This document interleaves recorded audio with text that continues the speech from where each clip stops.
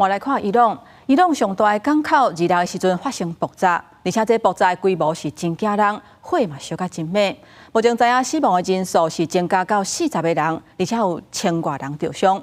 初步研判有可能是港口的货柜内底有化学品导火才会来爆炸。 监视画面去到港口爆炸了后，建筑就放弃了。为了大到连监视器拢在海，在烟雾内底，港口的员工陆续惊吓走出来。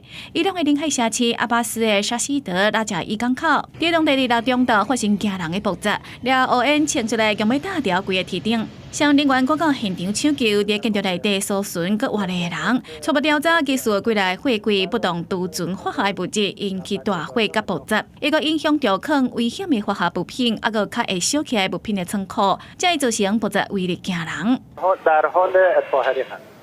احتمال وجود مصدومان رو هم باز هم میدید یا خیر؟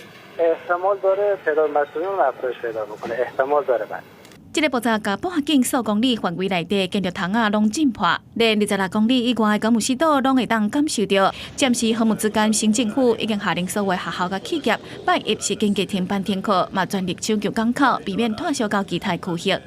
国际新闻台是董炳耀。